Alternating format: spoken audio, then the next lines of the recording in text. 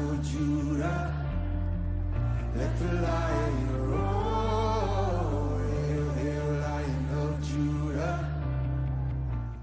Hi, it's Carlos again. Thanks for joining me. We've been looking at Isaiah chapter 41, verse 10. So far, we've covered two of God's proclamations, that we're not to fear and to understand that He is with us. And that He also reminds us, again, saying the same thing in a different way, for us not to be dismayed. And so we're now going to take a look at the first of two of the promises now that are found in this scripture verse.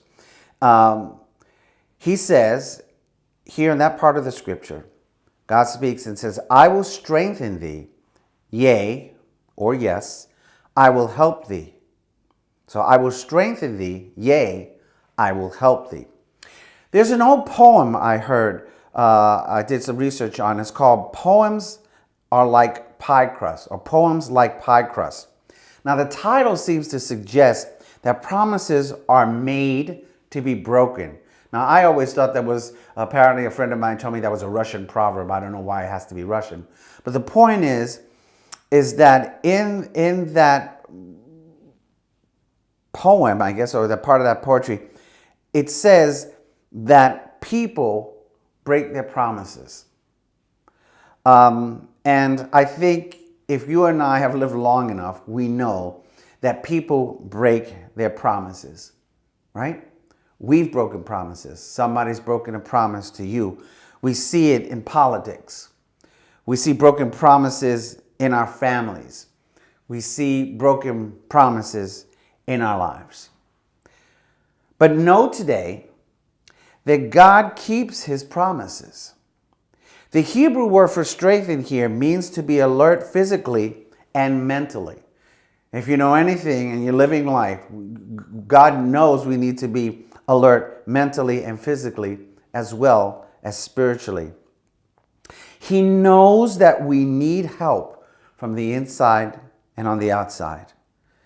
And that complete strength for us is what we need. We just don't need a little bit of strength, right? I mean, this is, when you've got a really bad headache, you get extra strength Tylenol or extra strength pain relievers, right? So I want you to think about this, right? Because this word strength in that Hebrew there, in that part of the scripture, literally means to protect and to aid and to surround.